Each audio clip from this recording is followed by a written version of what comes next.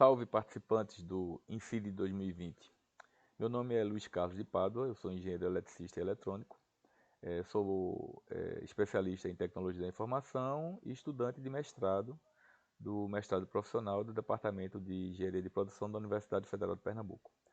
O meu trabalho é uma proposição de metodologia para avaliação da maturidade e governança de TIC e tem como coautora Ana Paula Costa, que é a minha orientadora do mestrado.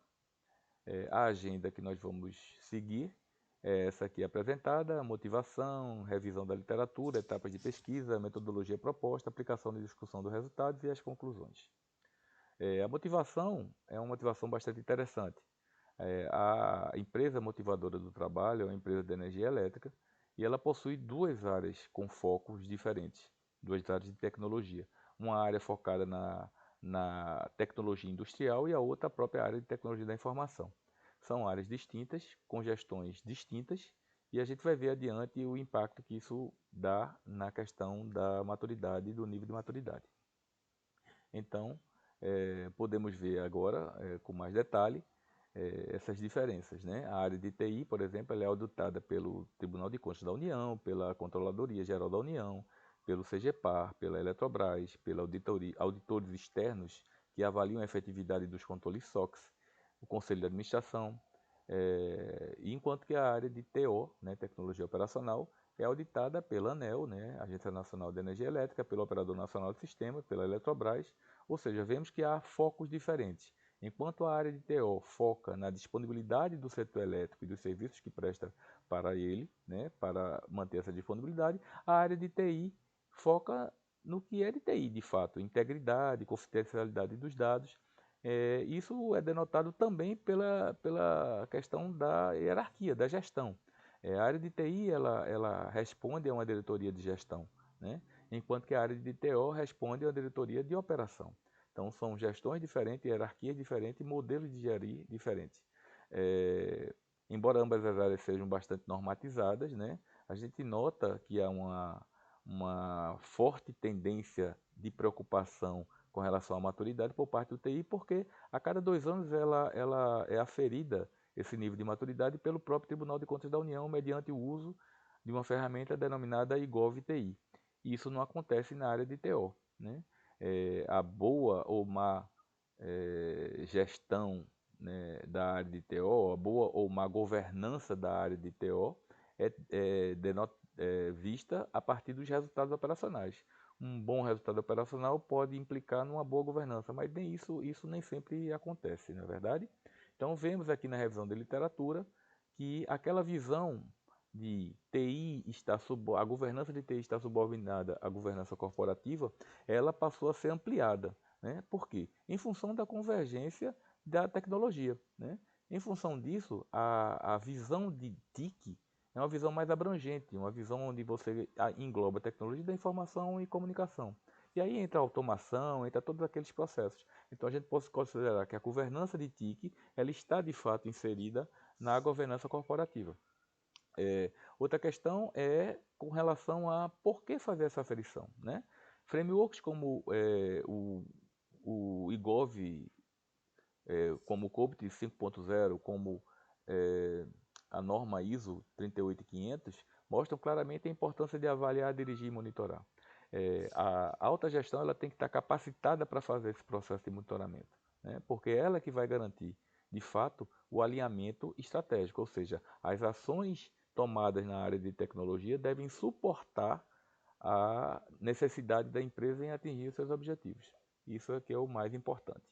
As etapas de pesquisa estão aqui demonstradas, né? O estudo dos frameworks, né? A inter-relação entre eles, a proposição propriamente dita da proposta de metodologia, onde a gente tem subitens aqui que foram inseridos para que essa proposta fique mais consistente, né? Entrevista com os stakeholders, a questão da avaliação do público-alvo, enfim, que instrumentos de coleta a gente vai usar.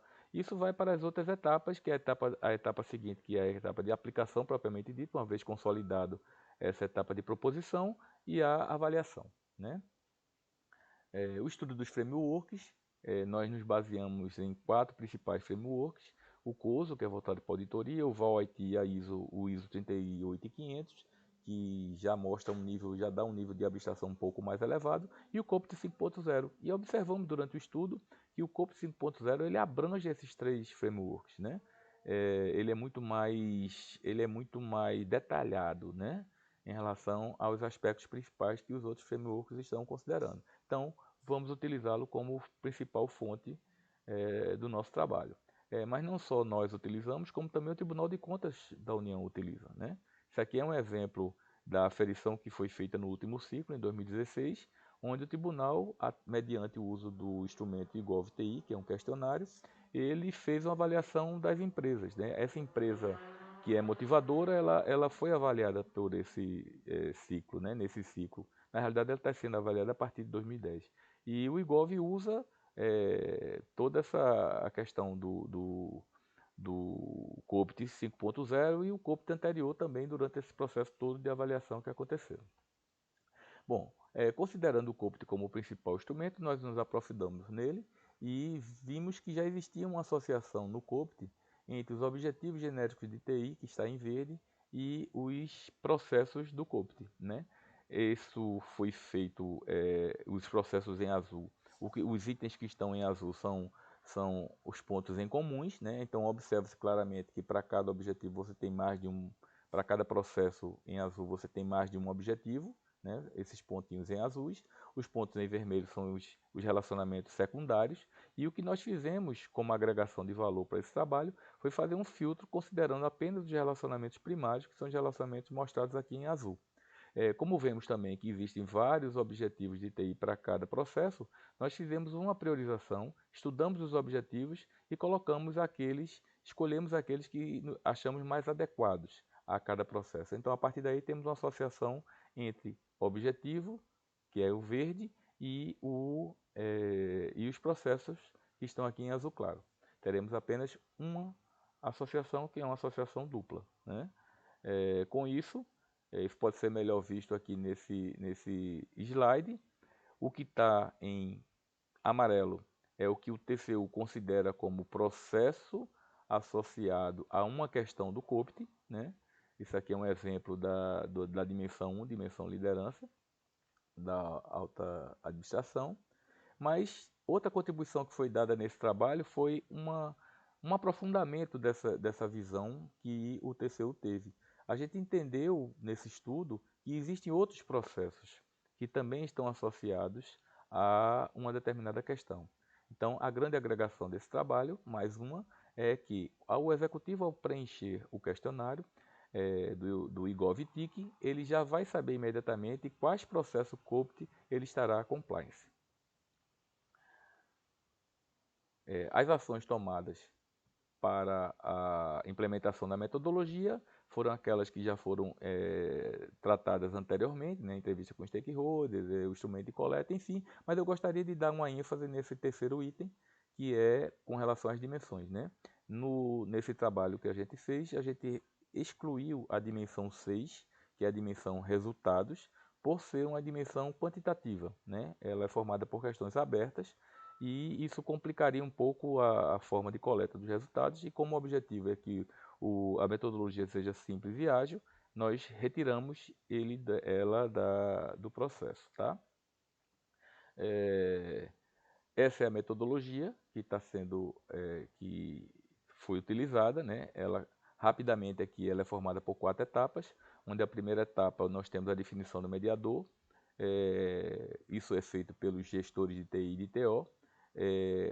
Quem seriam os atores que participariam da pesquisa, né? Onde estaria armazenada as evidências, isso é muito importante. As duas questões são muito importantes: o uso do mediador, a definição do mediador, porque o mediador ele vai ser o orquestrador desse processo como um todo, e as evidências precisam ser armazenadas num local que seja de fácil acesso. E ela é muito importante porque as evidências vão nos dar base concreta de que de fato as respostas são baseadas em fatos concretos, né? Isso aí vai para a etapa 2, que é a etapa de coleta de dados. é onde temos a apresentação do questionário, a aplicação em si do questionário, o armazenamento das evidências. A etapa 3, o mediador faz exatamente a comparação entre as evidências e as respostas, e uma vez achando que existe algo inapropriado, isso retorna para a área de origem e é consolidado, e a partir daí vai para a etapa 4, que é a apresentação dos resultados, onde são feitos os cálculos e a elaboração dos resultados de forma gráfica. Os procedimentos de avaliação, né?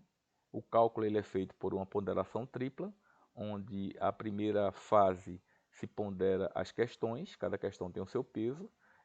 O resultado dessa primeira ponderação vai para a segunda fase, que diz respeito aos temas, cada tema também tem o seu peso e a soma produto disso alimenta a terceira fase, que é a ponderação por dimensão, cada dimensão também tem seu peso e a soma produto dá um resultado absoluto.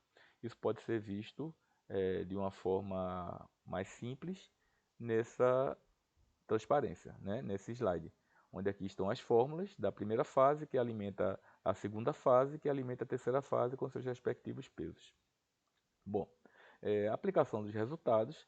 Esse aqui é o resultado que foi conseguido com a aplicação da ferramenta, né, e com a aplicação da metodologia. Nós vemos claramente aqui no gráfico, em azul, o nível de maturidade da área de TI e em laranja o nível de maturidade da área de TO. O resultado já era um resultado esperado, né? A TI ela tem realmente um nível maior de maturidade por ser mais exigida, mas isso a gente vai ver nas conclusões. Bom, como conclusão, a gente vê, ou melhor, vamos falar um pouco da discussão dos resultados. A gente entrando rapidamente na discussão dos resultados, a gente vê que existem 3 dimensões onde existe uma maior discrepância entre a área de TI e TO. Isso poderia ser, na realidade, um ponto de melhoria a ser tratado numa etapa posterior. Então, se tratado as dimensões liderança da administração, informações e processos, a gente conseguiria melhorar, de fato, e harmonizar melhor o nível de governança entre essas duas áreas.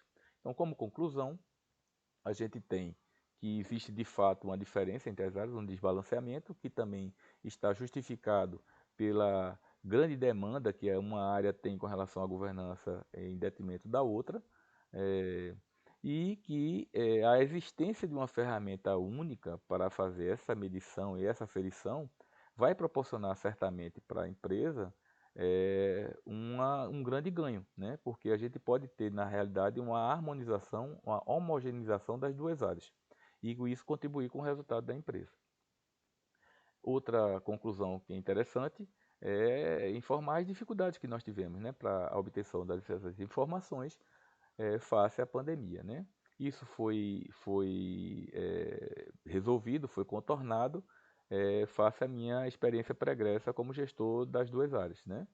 E ficou então possível fazer a consolidação dos resultados. A gente vê também que, uma vez aplicada essa metodologia, teremos um bom impacto econômico, né? Porque a própria literatura já diz que melhorando a governança a gente vai ter resultados também melhores. E como desdobramento, a gente pode imaginar que a elaboração de plano de ação para atacar aquelas fragilidades nas 3 dimensões daria já um resultado interessante, assim como um repensar na forma de classificação. Se a gente utilizasse, por exemplo, uma metodologia multicritério para fazer essa classificação ou refazer essa classificação, talvez tivéssemos um nível de sensibilidade maior e talvez isso fosse interessante na etapa posterior. Bom, o trabalho está concluído, era isso que eu queria colocar para vocês.